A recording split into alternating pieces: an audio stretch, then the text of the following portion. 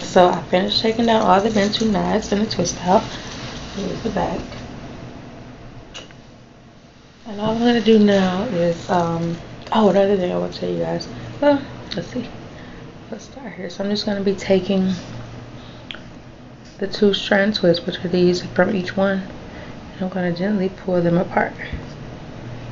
And the thing that one part about this part is that you want to make sure you're really gentle with it, because at the ends they'll get tangled up, and you want to pull those slightly, because otherwise you'll get really frizzy hair, and you don't want it to get frizzy. Plus over time you're going to keep pulling them out anyway to make it fuller, give it more body, to make it look fresher.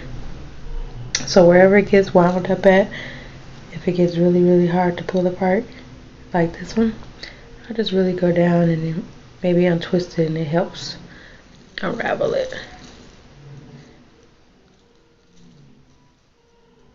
So I'm just going to pull these apart, and the bigger you want it, or the fuller you want it, you just pull them apart more. I'm just pulling each twist apart once because I don't really want it really big, and then plus over time I'm going to end up having to fluff it out more. So I noticed that kind of helps the style last a little longer, but to each its own. You do as you feel. See, this one is going to be a kinky one too. And just gently pull them apart.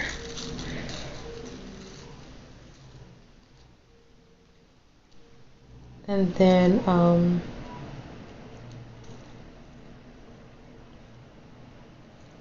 after you pull them, and then for the, if you do have bigger ones, those ones you may want to pull apart a little more.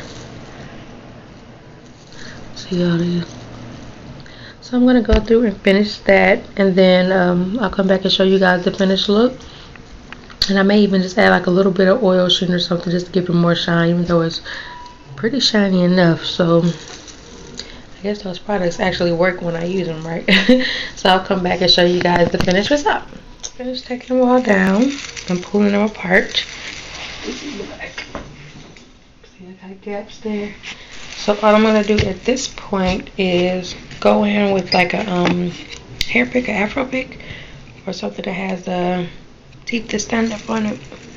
I'm just gonna literally go through and apply it, go in right at the roots and just lift. And what that does is kind of create a little volume, and it helps to hide the parts. So you see I'm just going through, putting me right at the roots and lifting.